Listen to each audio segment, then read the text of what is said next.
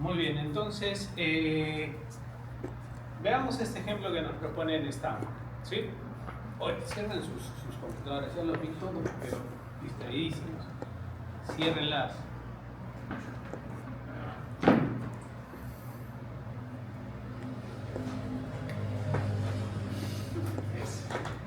Gracias.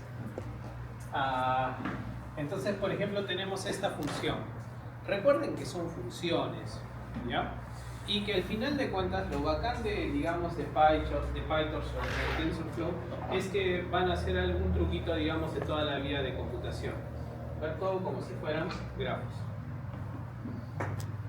Grafos. ¿Ok? Entonces, cada estado va a tener una derivada local y va a recibir una derivada, digamos, de flujo. Con un ejemplo simple vamos a entender más o menos qué es lo que pasa. Tenemos este ejemplo de x más y por z. ¿Tiene sentido? Sí, ¿verdad? Porque en las redes en general siempre estamos sumando y multiplicando. Recuerden, cada variable en PyTorch y tanto en TensorFlow va a generar, digamos, un registro de a qué función, ¿cierto?, es, digamos, afectada, por así decirlo. Entonces yo puedo tener dos variables, tres variables. Entonces eso va a afectar a una variable y a esta otra variable. Esta variable guarda el registro de a quién le afectó. ¿Por qué? Porque, ponte, tengo otra variable que sale, no sé, de este lugar. Pero yo hago backward de esta de aquí.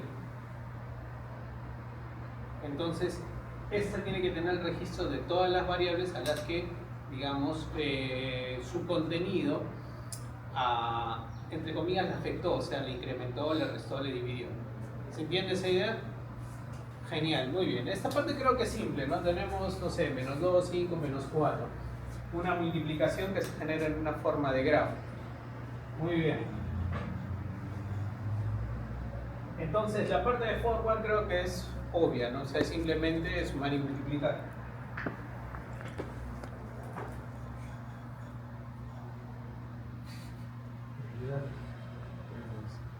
Muy bien, entonces ahora necesitamos las poderosas derivadas, ¿cierto? Derivada de la suma, ¿cierto? Fácil, la derivada por cada una, ¿cierto? Derivada sobre x es 1, derivada sobre y es 1. Eso también va a ser muy importante porque al final, si se dan cuenta, o sea, es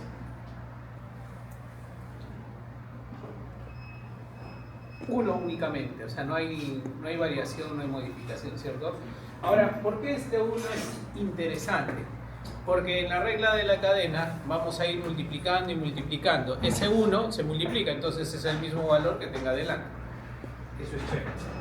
Situación conveniente. Derivada de la multiplicación, sabemos, ¿cierto? Es una combinación lineal, entonces la variable que influye y la que no es dependiente, pues es, digamos, la que da la proporción lineal, ¿cierto? Muy bien.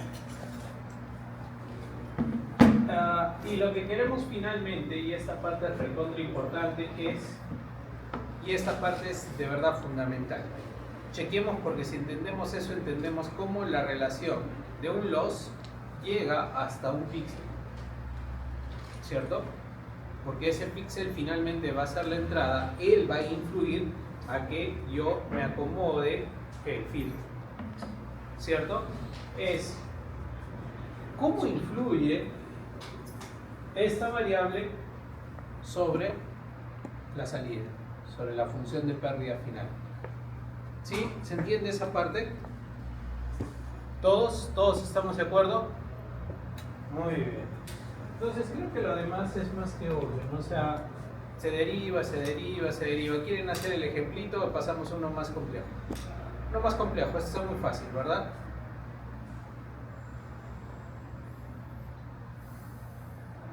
Eso es importante, la regla de la cadena. Noten, y lo voy a saltar creo en este ejemplo. Noten que nosotros, o sea, a la hora de hacer las redes, o sea, vamos a tener regla de la cadena contra regla de la cadena contra regla de la cadena, ¿cierto? Muy bien, entonces tenemos, por ejemplo, que f, ¿cierto? Que era la función final derivada con respecto a x, ¿sí? O sea, quiero saber cuál es el impacto de esa variable. Noten que es la derivada de f con respecto a todo lo que tenga en medio, ¿cierto? Que lo resumimos en q. En verdad q aquí es solo un solo elemento, ¿no? Que es este de aquí, la derivada de la suma, ¿cierto? Entonces derivada de la suma sobre derivada de la suma sobre derivada de x finalmente. Entonces tenemos un gradiente local y un upstream gradient, ¿cierto? O sea, el gradiente que viene desde el fondo, que carga la información, ¿verdad? ¿Sí? Muy bien, entonces, más o menos así. Tenemos un z, tenemos x y y, tenemos un gradiente local, es decir, derivada, digamos, de z con respecto a x, derivada de z con respecto a y. Sin embargo, digamos, aquí es como un flujo que está cargando la derivada, ¿cierto? De todo lo que está más adelante. Y eso está en derivada de la función de pérdida con respecto a z. ¿Sí? De esa forma es como se están entrenando las redes. Con regla y regla de la cadena. Claro, tenemos más o menos el conocimiento de la regresión, que era más fácil, ¿verdad? Derivada de la función de pérdida y sobre los tetas. Sin embargo, acá sí tenemos que hacer una regla de la cadena recontra violenta. Porque depende, si tengo 159 capas, esa derivada del final debe llegar ¿hasta dónde? Hasta el inicio, ¿verdad? Tiene que, o sea, va a llegar, no lo duden. Va a ir, no se va a quedar en el camino. Y hoy día vamos a ver justamente algunas de las estrategias más interesantes que se plantearon para que esa derivada no se pierda, no se vaya desvaneciendo, ¿ya? Muy bien, entonces, ahora, como es un flujo, tenemos un gradiente local con upstream gradient, y lo que sale, digamos, o lo que retorna el flujo para las siguientes, digamos, neuronas, no sé, conexiones, o simplemente funciones matemáticas. Recuerden que aquí tenemos funciones matemáticas. Y eso es bueno, sí, porque, o sea, yo puedo tener arquitecturas de este tipo. No sé, pues esta es una BGP, esta puede ser una REST. Puedo sacar de aquí, digamos, no sé, la capa, no sé, 40, esta es la capa 15. Lo puedo unir en un MLP. Luego eso lo vuelvo a unir. Luego aquí tengo una función de pérdida local. Luego aquí sigo, no sé, pues con otro, digamos, quiero hacer allá algo bien típico. Reconocimiento de profundidad, ¿cierto? O reconocimiento de pose. Yo no tengo la información tridimensional, pero aprendo con ella. Entonces aquí tiene un decoder, ¿cierto? Entonces, si se dan cuenta, tenemos ahora las redes son de este tipo. Una especie de arquitectura que ya parece en edificios, ¿verdad? Con tantos pisos que llega a tener la red. Entonces, oye, a ver, deriva eso, pues. Y acá lo que tenemos son sumas, concatenación. La concatenación no hay problema, no nos va a generar un gradiente, ¿cierto? Simplemente es concatenación. Y si es una suma, no nos hacemos problemas porque la suma, su derivada, ¿cuál era? 1 multiplica por el gradiente y simplemente es como una especie de repartidor, ¿cierto? Como un broadcast del gradiente que viene más adelante. Entonces el gradiente que llegue desde aquí simplemente se sigue distribuyendo por acá porque es una suma. Y si es, digamos, una especie de stack, tampoco hay problema, porque la función como tal no genera, digamos, algún tipo de operación matemática. ¿Sí? ¿Se entendió esa parte? Muy bien, entonces tenemos regla de la cadena. Entonces, regla de la cadena aquí y aquí adentro, obviamente, estos son módulos. Dentro se vuelve a generar regla de la cadena, regla de la cadena, regla de la cadena. ¿Chévere? De forma tal que, digamos, donde quiero descubrir la profundidad. Obvio, yo voy a entrenar con imágenes usualmente es una toString que tiene un decoder, ¿cierto? Dos decoders, uno para la imagen en 2D y otro para la imagen 3D, ¿cierto? Juntan su información, ¿sí? Y luego en otro encoder, ¿cierto? Me da la imagen tridimensional, ¿cierto? Estoy tratando de descubrir una imagen a la profundidad de una imagen. Entonces de inicio tengo la imagen en 2 dimensiones, tengo la imagen en 3 dimensiones, ¿cierto? Muy bien, entonces tiene que entender las características visuales en 2, las características visuales en 3, junta esa información, la decodifica y me da una imagen en 3D, ¿cierto?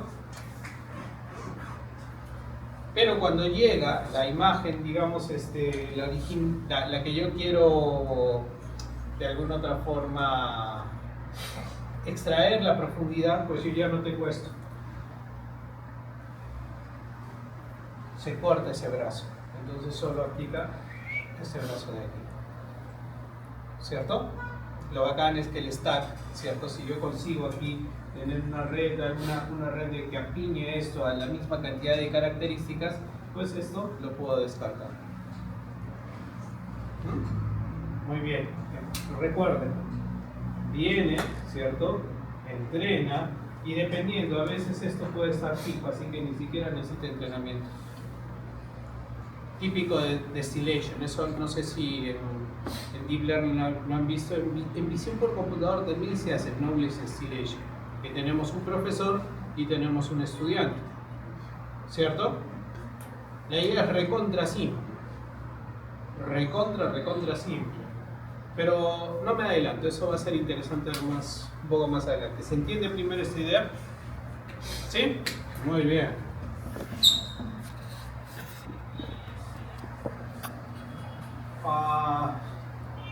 Ok, ¿qué es eso?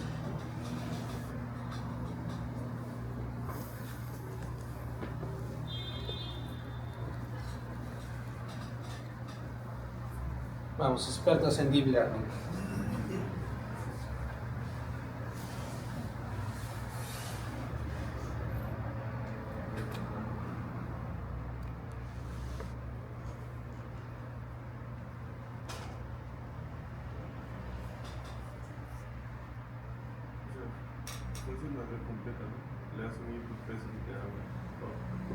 Pero ¿qué red específicamente?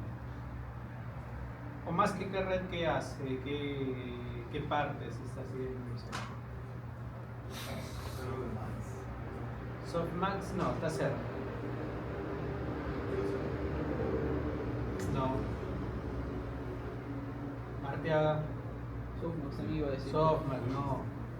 Señorita Alvarado. ¿No? Pues no sé, sigmoide. Muy bien. Es una sigmoide, pues aleguas, eso ya debería de estar acá. Es una sigmoide, ¿verdad? Una sigmoide que es una función de activación, ¿cierto? ¿Y qué es lo que recibe? Una combinación lineal, digamos, una neurona cruda sin su función de activación. Como pasa por una función de activación, tenemos una neurona completa. Sí, ¿verdad? Tenemos la parte de combinación lineal y tenemos la función de activación. Es una neurona completa. ¿Cómo entreno una neurona completa?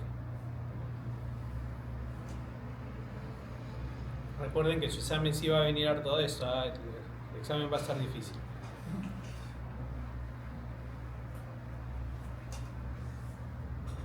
Cierto, tenemos una función 1 sobre x, ¿cierto?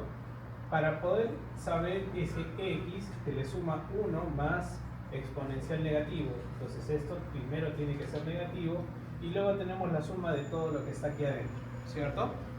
A desde un lado la función en burbuja, ¿cierto? Como que en una especie de estado de grafos, ¿cierto?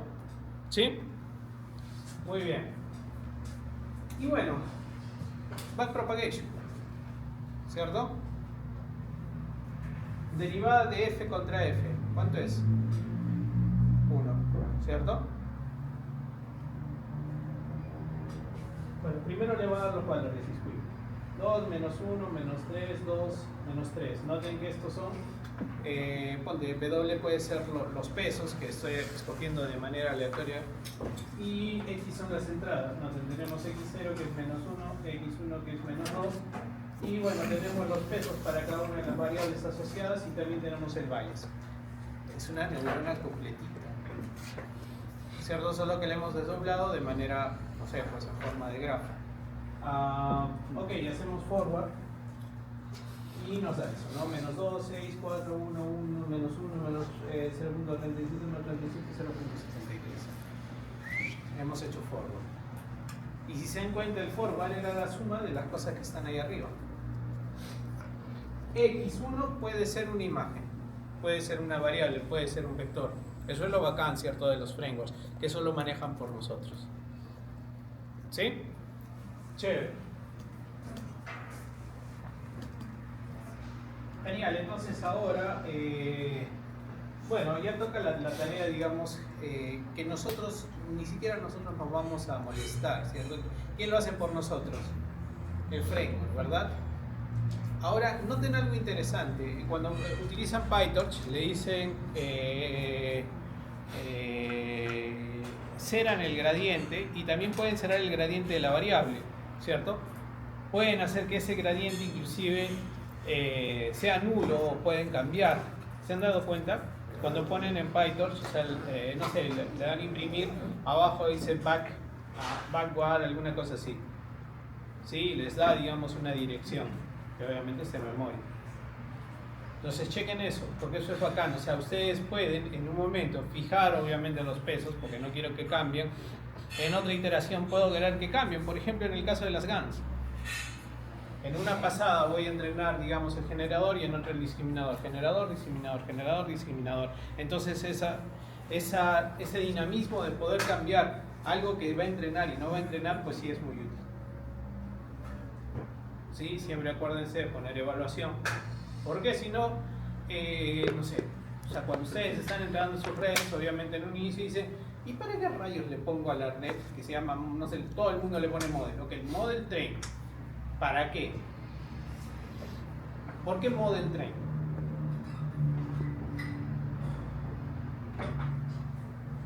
¿Por qué model train? ¿Y por qué model eval?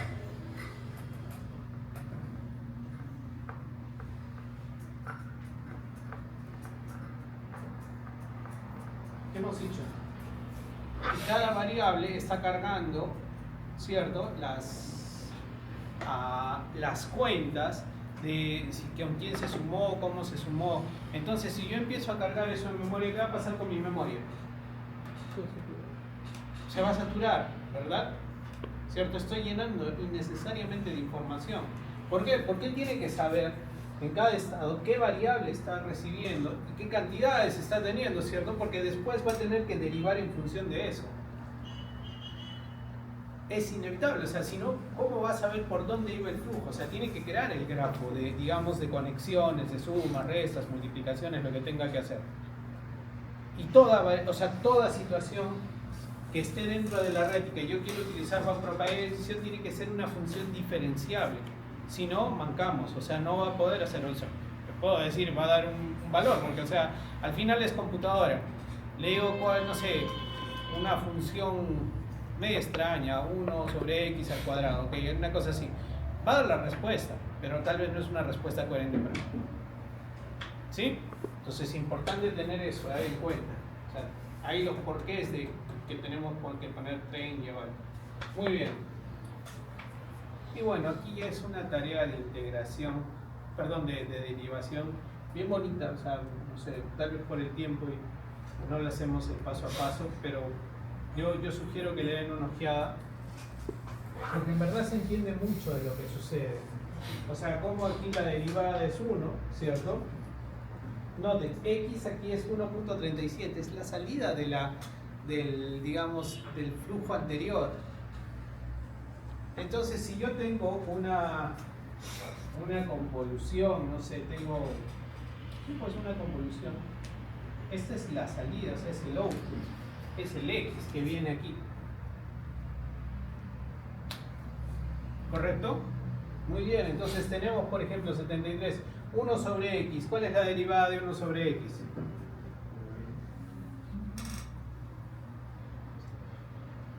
Uno sobre x cuadrado, ¿verdad? ¿Cierto? ¿Sí? Muy bien. Entonces, ¿cuánto valía x? 1.37, ¿cierto? La derivada, el upstream gradient, ¿cuánto era? 1. Regla de la cadena. 1 veces el gradiente local, ¿cierto? ¿Tiene sentido esto de las derivadas así?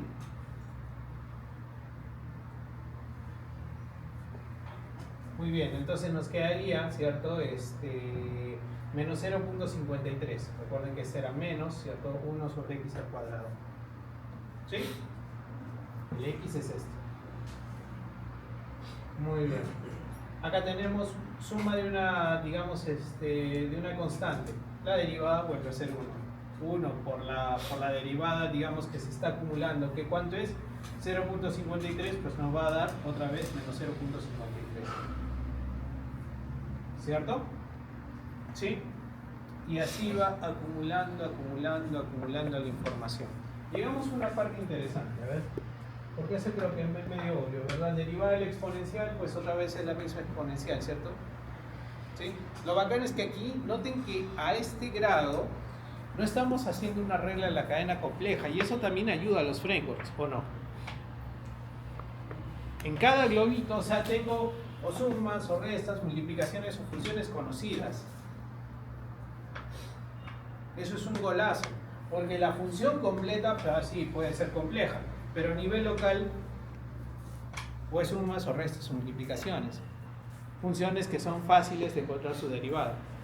Y aún así, si quieres, no sé, pues poner una función de pérdida toda loca acá, que quieres poner, no sé, e elevado a una cosa más el oji, bla, bla, bla, no sé, una tangente parabólica, un sin, lo que sea. Ok, tú puedes poner eso. Si es que no le da, digamos, al framework hacer un backward de eso, porque tal vez has utilizado una función media que distinta, propia, compleja, pues te dice, ok, las, no sé, Camacho los, ¿cierto? Y heredas de los. Y ya está, o sea, tú haces tu propia forma de derivar, ¿cierto? ¿Sí? Muy bien, entonces siempre hay una opción, obvio, recuerden, mientras las funciones sean diferenciables. Importante que tenga esa propiedad. Genial. Lleguemos a una parte interesante. ¿Qué pasa aquí?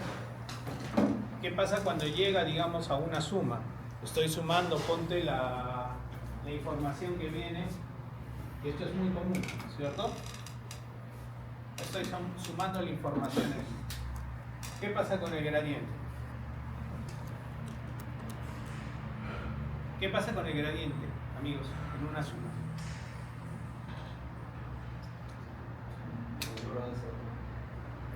Como una especie de ruteador, ¿cierto? Ruteador no, como una especie de broadcast, ¿cierto? Un switch que manda a todos, ¿verdad? Genial, entonces cuando encuentro una suma simplemente como que se distribuye. Genial, entonces este 0.2 viene aquí y este 0.2 viene aquí como derivada, ¿cierto? Acá de nuevo va a encontrar una suma, se va a volver a repartir, y obvio aquí ya tiene, digamos, un gradiente local porque es una multiplicación. Como es una multiplicación, este multiplica por acá, se multiplica acá arriba y tenemos ya información.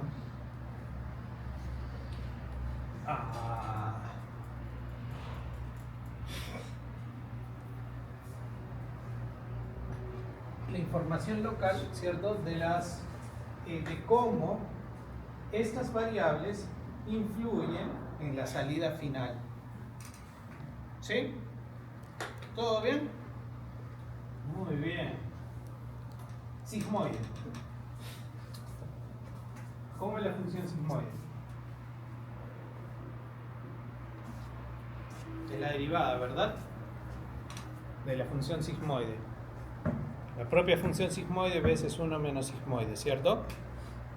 ¿Sí? Un clásico. ¿Qué ha pasado acá? La hemos extendido. ¿Podemos tener la función lisa cuando son conocidas? Sí, porque al final era esto, ¿cierto? Sigma menos 1 menos sigma, entonces nos daba ese valor. ¿Correcto? ¿Sí? Estudien esa derivación porque puede venir en el examen. La matemática de la demostración de cómo de esto llegamos a esto. Si no lo hacemos ahorita acá, les dejo de tarea. Pero ya vamos a hacer un examen, digamos, más violento.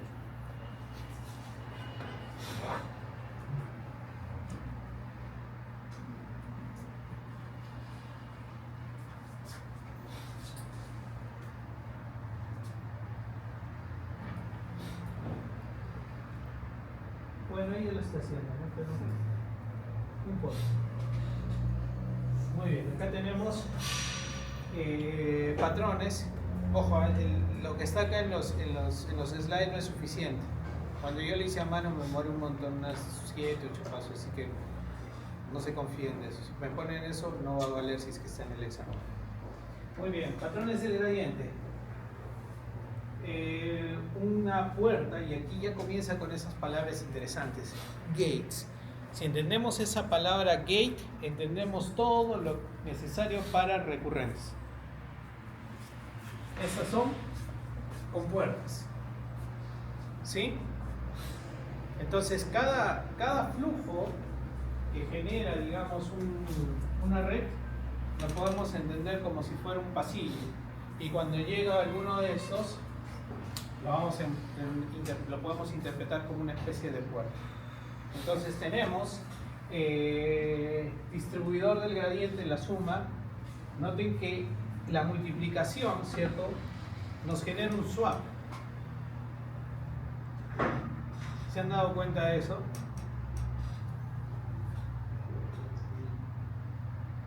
La multiplicación genera un swap. Póngase que tengo la función xy. Derivada de f con respecto a x, ¿cuánto es? Derivada de f, ¿cierto? Con respecto a y, ¿cuánto es?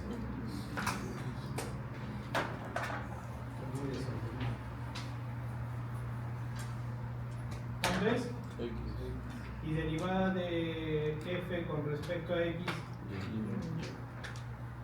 es un swap, ¿cierto? Un swap de la información. Muy bien. Bueno, el gradiente de Copiason hace, digamos, una adición, digamos, del gradiente, y lo que les decía en algún momento, un max gate, o sea, como una especie de max pooling. ¿Qué es lo que hace? Min pooling es un ruteador, ¿cierto? Cerrando aquellos valores que no son, digamos, que no obtuvieron el máximo, y el flujo, noten, el gradiente va solo por el máximo. Profe, ¿quién controla eso? Obviamente ese vértice sabe quién fue el mayor, y solo por ese flujo deja pasar el gradiente. ¿Tiene sentido? Sí, claro que sí, ¿verdad? Descartando la información, digamos, que no fue el máximo. Y eso es útil, obvio, porque cuando estás haciendo, digamos, cuando hiciste el max pooling, en un momento las características visuales, por ejemplo el BG, lo que han visto ahora, ha empezado a filtrar, ¿verdad? Filtra. Las primeras capas son entendibles, ¿cierto? Tenemos, no sé, encontraron bordes, encontraron texturas, pero ¿y las siguientes capas? Vienen con 64, ¿verdad? Y solo en la primera, digamos, sin reducción, otros 64 filtros. Mamita. Se hace más chiquito y vienen 128 filtros. Se vuelve a achicar, 256. ¿Qué está pasando en esos 256? ¿Qué está extrayendo? Características, ¿en función de qué? De la función de pérdida, ¿cierto? ¿Sí? Si yo le quiero enseñar semántica ahí, pues ahí está comprimiendo esa semántica. Sin embargo, hay semántica que es útil para ciertas clases y hay semántica que no es útil para ciertas clases. Entonces unos filtros se encargan de resaltar esas características. Yo no quiero esas características.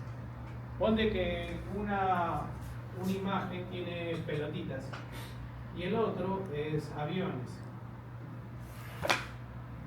Entonces, en uno tendrá que resaltar, pues, no sé, las características góticas y en otro, pues, las características, no sé, más curvilíneas, ¿cierto? Entonces, el gradiente, ¿cierto? Le está diciendo, oye, mira, con estos maps, le está diciendo, mira, descarta esa información. ¿Sí? Muy bien.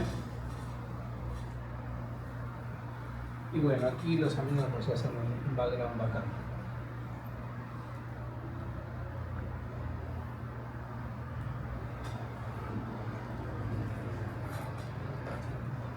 Muy bien, una recopilación del upstream, creo que eso ya está muy obvio, ¿cierto? Es una recopilación de cómo el gradiente va pasando de atrás hacia adelante. Profesor, ¿y qué pasa cuando tenemos vectores?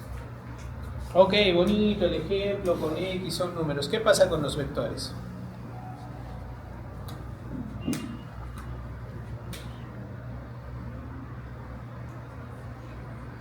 Lo bacán, o sea, hay varias formas de ver esto. Ahora, X es un vector, ¿cierto? No estoy buscando acá, pues ahorita no confundir con que estoy buscando los P o los X, solo tengo una función F, ¿cierto? Que es una combinación lineal. Derivada de F con respecto a X. ¿Cuánto es? W, ¿verdad? Pero W como tal, W transpuesto, ¿verdad? Pero ya estamos a vectores. Derivada de F con respecto a W, ¿cuánto es? X transpuesto. ¿Tiene sentido? Díganme que sí o no. Porque, o sea, más adelante lo va a intentar explicar. Yo lo tuve que buscar, googlear ChatGPT. En su momento, bueno, ahora antes lo entendía de otra manera. Les explico cómo lo entendía antes para que tenga sentido. Una matriz, ¿cierto? Cuando nosotros tenemos una matriz y queremos derivar, es como si quisiéramos derivar cada una de sus posiciones, ¿cierto?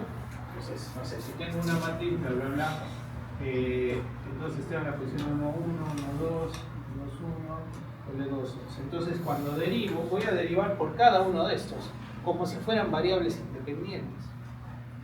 Y la derivada de una matriz, entonces me va a dar otra matriz de la misma, en este caso es cuadrada de la misma dimensión, ¿cierto? Pero ¿y por qué la transpuesta, profesor? Porque es una combinación, ¿cierto? O sea, esta matriz se tiene que multiplicar por algo, ¿verdad? ¿Y cómo sucede la multiplicación punto? Y acá esta es una parte recontra importante. ¿Cómo es el producto escalar?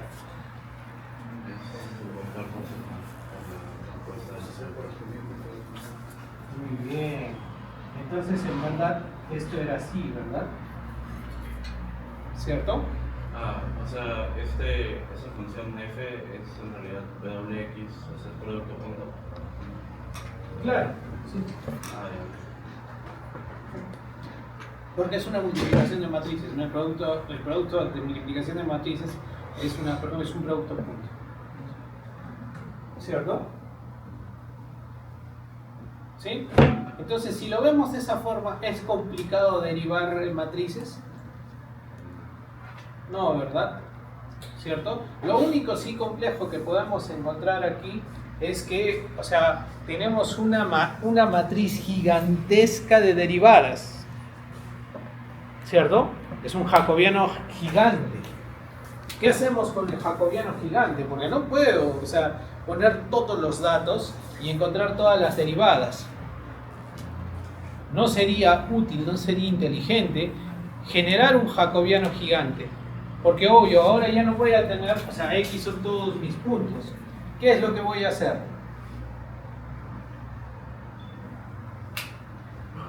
X ahora tiene todos los puntos. ¿Es correcto que tenga todos los puntos? Es más, ¿es posible que tenga todos los puntos?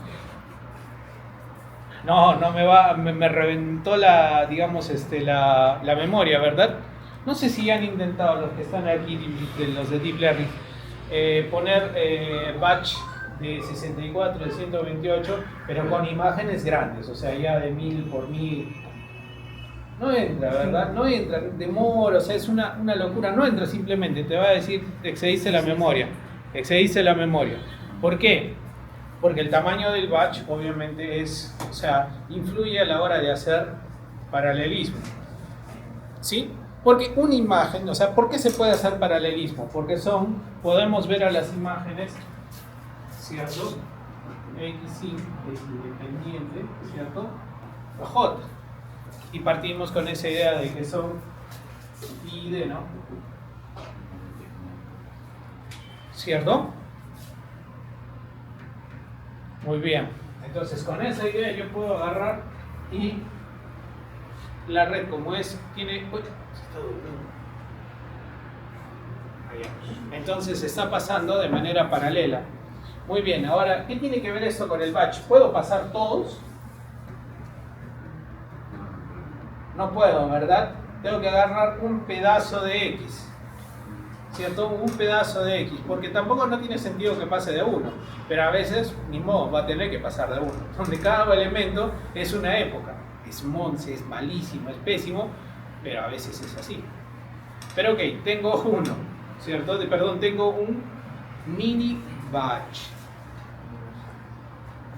No puedo pasar todo porque imagínate, tienes que sacar la jacobiana de esto. Ya no es solo el gradiente, porque el gradiente es una función. Cuando es de una matriz que es jacobiana. De ahí los nombres, de ahí esas cosas que aparecen en Deep Learning, así todas confusas, que es una jacobiana. La jacobiana es la derivada, ¿no? Solo que derivada de cada uno de estos.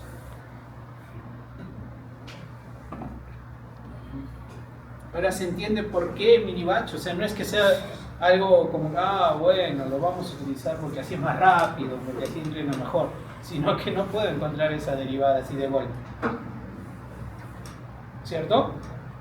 Muy bien. Y acá me parece que justamente habla de eso.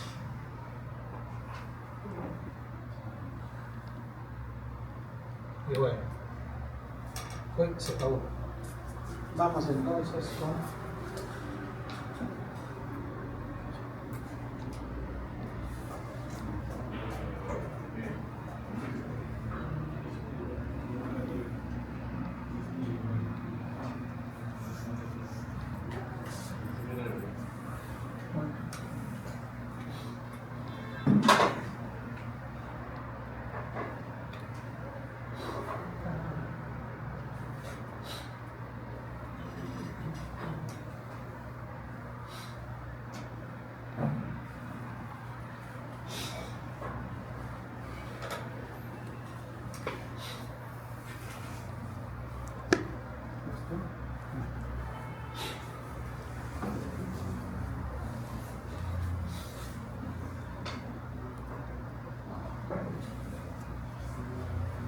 muy bien.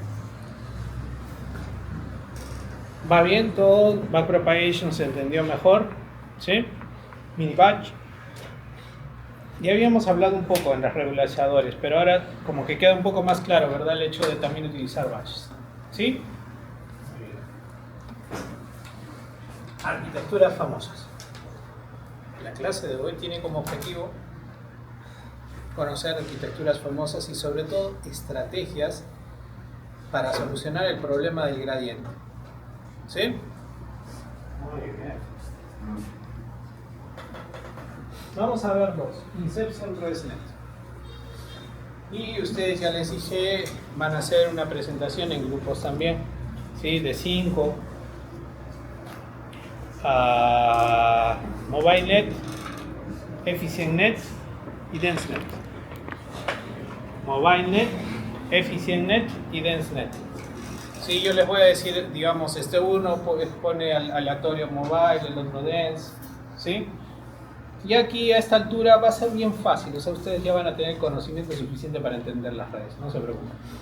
Y se habrán dado cuenta que si no es nuevos modelos como, no sé, flow matching, modelos de difusión, algunos modelos de segmentación, Mamba, lo demás no es tan complejo, son más arquitecturas. Pero definitivamente hay unos modelos que han llegado así con una matemática recontra gruesa. ¿Sí?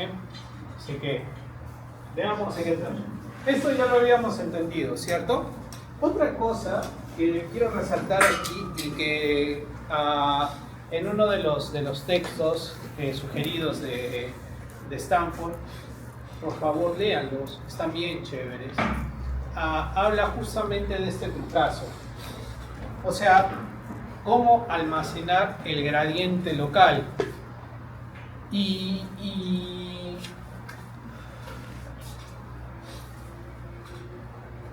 a mí me llama mucho la atención porque, o sea, entendemos, ¿cierto?, que el backward va a ser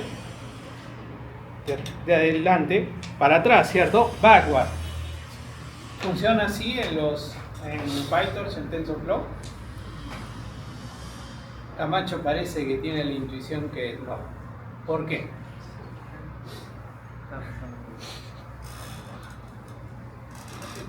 Oye, ¿por qué han abierto sus laptops? Si había dicho que la cierren.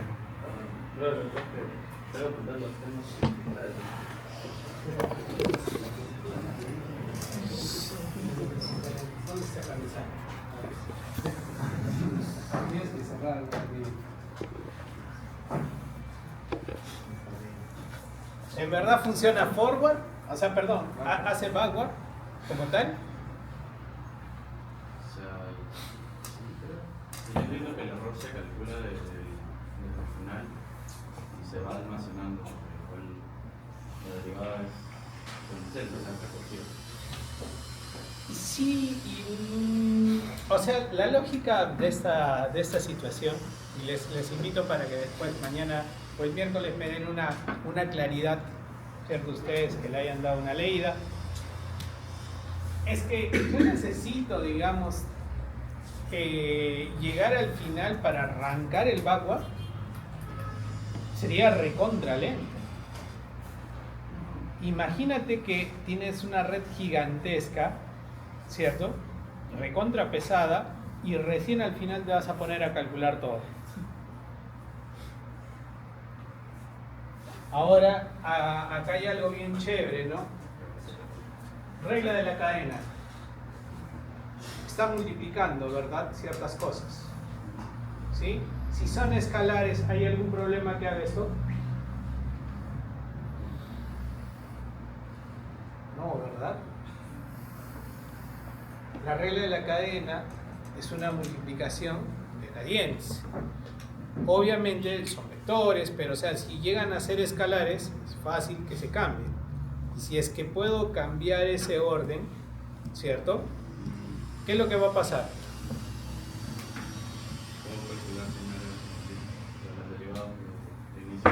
Y voy avanzando, ¿verdad? Voy avanzando porque yo sé que si estoy sumando algo y le estoy diciendo, oye, sí, tú vas a tener gradiente, es porque en algún momento va a llegar una función de pérdida que va a barrer todo eso y necesita el gradiente. Claro, el error lo puedes calcular ya con los inputs iniciales. Y solo tienes que retroceder y ¿qué hacer? Multiplicar, multiplicar, multiplicar, multiplicar. No necesitas llegar. O sea, ese backward en criterios de programación y ahora sí a nivel de computación, ¿era necesario llegar hasta el final? Qué locura, ¿verdad? Muy bien, chequemos esos textos, están bien chéveres, ¿eh? No dejen de ver. Muy bien. que ya es obvio, ¿no? Ya habíamos visto que a mayor profundidad, o sea, no solo el hecho de que el gradiente descendiente está digamos, desapareciendo, sino que en un momento, ponte, tenía varias MLPs. ¿Qué sucedía con el ejemplito simple del XOR que había puesto? Una primera capa medio que se paró acá. Una segunda capa como que ya estaba forzando, ¿verdad?, la separación. Claro, quería seguir proyectando, intentando separar más, pero ya el espacio se empezó a deformar. Otra tercera capa, ¿qué hará? Lo deformará aún más, ¿cierto? Entonces no es solo, profesor, ¿por qué no hay Deep Learning con MLP? Ah, bueno, por el gradiente descendiente. No, hay más, ¿verdad? Hay más interpretación, hay más situaciones.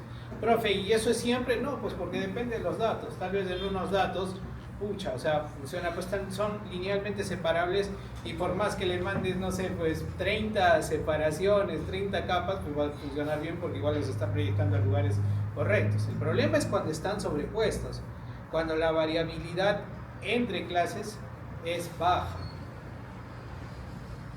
¿Cierto? Muy bien. Entonces tenemos varias razones. O sea, Deep Learning no es solo casualidad y que, bueno, tenemos más GPU y por eso ahora agarremos y subámonos pues al camión para llevar no sé, pues un papel. ¿Sí? ¿Va bien? Bien, entonces es claro que el otro problema que tenemos es el gradiente descendiente. ¿Por qué?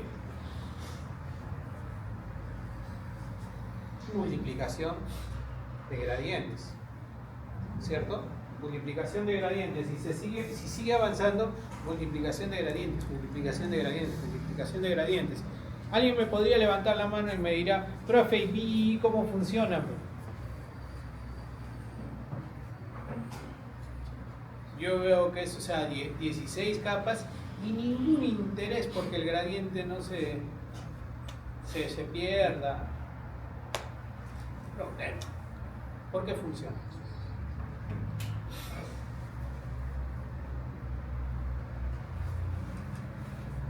Vamos, expertos en Machine Learning. ¿Por qué funciona? Por los kernels. No, tal vez una... Mira, ya lo va a echar.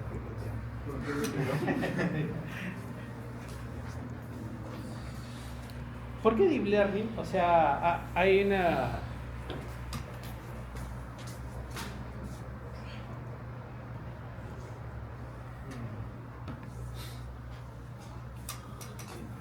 hambriento de datos, ¿verdad? Necesita muchos datos, ¿cierto? Demasiados datos, ¿o no? ¿Sí? Ahora sí, ayúdame ya que estás en internet. ¿Cuántas imágenes tiene ImageNet? Me parece que estaba en 2 billones. 14 millones. Ok, 14 millones de imágenes. Ponte que le pones 50 épocas. Y con Data Augmentation. 50 veces 14, 500 millones de imágenes que vas a pasar, ¿cierto? Bueno, 14 millones, ponte en una época, las puedes duplicar o voltear. Entonces, por más que sea chiquitito, ese gradiente pues pasa, chiquitito, suma, porque tiene 14 millones.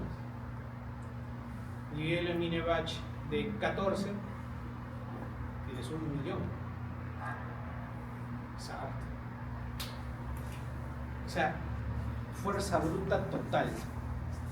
Total, o sea, toma, hazlo. ¿Cierto? Muy bien. Sin embargo, limitación. Ya no puede entender cosas semánticas. O sea, lo que estaba haciendo, no sé, ahora de la tarea que han hecho, ¿cuál es la diferencia? O sea, digo, en las primeras capas de BBB. con un filtro de Gabor. Bueno, AlexNet tiene más sentido como Gabor, pero VG como que estaba resaltando que bordes, texturas, ¿cierto? Y de los bordes, texturas, los otros filtros, tal vez más bordes, texturas, pero está partiendo de bordes y texturas, ¿verdad? ¿Cierto? O sea, está como que es un motor, no sé, una mecánica, ¿cierto? Bien old school, ¿verdad? Está buscando filtros medio que para nosotros entendibles y reconocibles.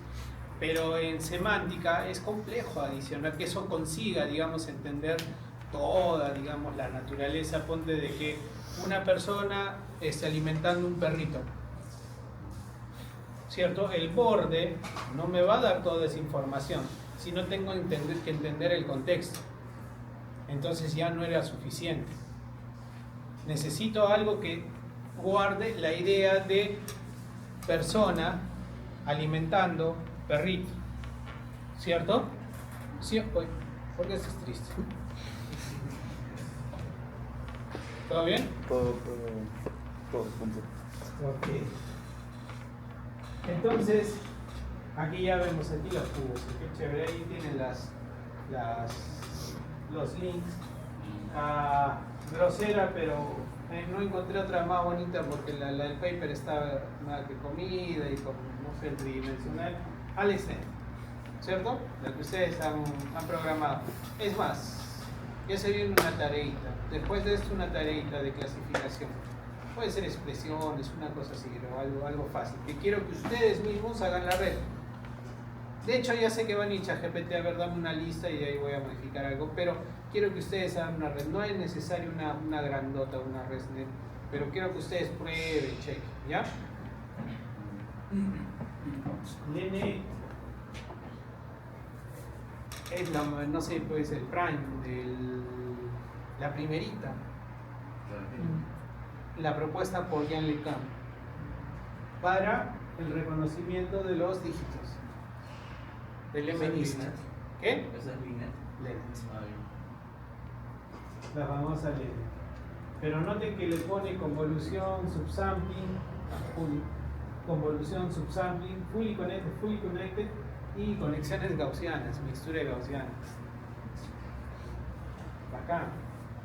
¿Tiene sentido una mixtura de gaussianas? Sí, claro. Son números, ¿no? O sea, debería de juntar. O sea, debería con 9 gaussianas, no, 10 gaussianas debería de generar, ¿no? O sea, una especie de clusterización. Claro, para eso, ¿no? Mixtura de gaussianas, cluster. Y bueno, la VG. Pero ya vemos que hay, o sea, entre comillas, esto tal vez sí es profundo, ¿cierto? Pero sin ningún cuidado del gradiente descendiente. Uy, los veo cansados. ¿Están bien o mucho tema de gradiente? ¿No? ¿Todo bien? ¿Quieren aire? No sé. ¿Seguimos? Porque los veo a todos. Ya no me miran, o sea, ya los veo así como. Mira, se estira. Se estiró. Vamos, relájense un poco. Yo sé que el tema es denso. Uy, si esto está denso, no los quiero ver con ganas.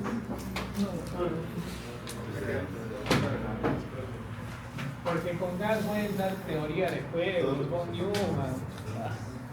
¿Qué, profe? Vamos a ver gas. Claro.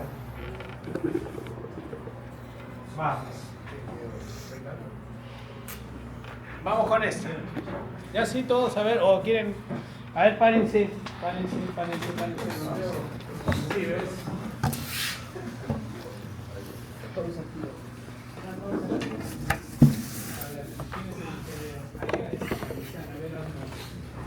¿Cómo hacen?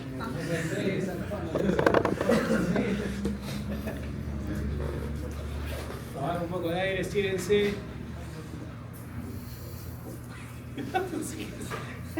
Sigue cansado. Ahora sí, chicos, tomen asiento, gracias.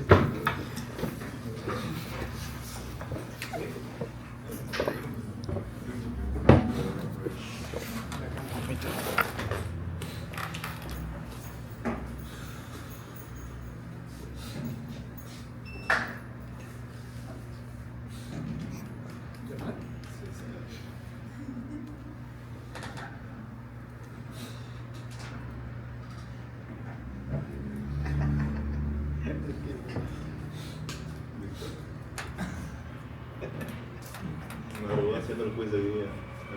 Sí, claro, yo le conté la tarde.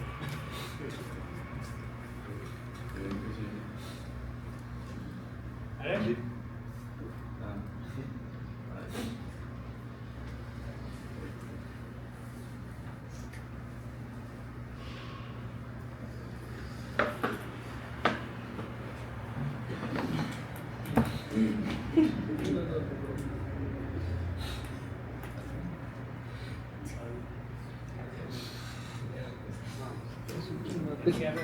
Cierren. Luego revisan. Muy bien, entonces, después de BE, arranca, digamos, una historia porque ese entendimiento semántico de las cosas sea superior, sea mayor. Y estos amigos de Uber, ese gay también que es muy famoso, pues propone, primero arranca con un paper que se llama GoogleNet. Recontra moscas, ¿no? Se está introduciendo el nombre de ILNet dentro de GoogleNet. Bacán. Y el paper, digamos, donde ya proponen, porque es uno que se basa, digamos, en módulos de reflexión, ¿sí? Se llama Going Deeper with Convolution, que es bien chévere. Y aquí vemos, digamos, la tabla que el propio paper nos propone. Ahí tienen los papers, tanto del GoogleNet como del Going Deeper. En error, en top 5 note, GoogleNet le gana a BE. Ahí hay como que una discusión, uno se pone primero, segundo, pero bueno, aquí en el paper él pone para top 5, ojo, él pone que le gana, ¿cierto? Muy bien, ambos no usan datos externos y bueno, para el 2014 pues él queda primero, queda segundo. Sí, es más, en el mismo paper, y esto es bien chévere, él en sus referencias aparece la referencia al meme. Pueden chequear eso. Sí, esta es una página de memes y él pone, miren, pueden ir a esa página y ver este meme para entender lo que quiero. O sea, digo, no quería poner este meme en su paper, ¿no? Pero necesitamos ir más profundo, necesitamos más profundidad para que haya un mejor entendimiento de las cosas. Muy bien. Y ahora sí, arrancamos con algo interesante, convoluciones. ¿Qué bosteza? Si tengo una imagen, ¿cierto? Esta es la profundidad, ¿cierto? La profundidad en PyTorch, que diga en Deep Learning lo vemos como los canales, ¿verdad? ¿Cierto? Entonces, si tengo 3 canales, entonces acá será 3 como capas de matrices, ¿cierto? Pregunta, ¿por qué? No, que ya hice creo esta pregunta, ¿no? ¿Por qué batch, canal, ¿por qué de esta forma? ¿Y por qué no como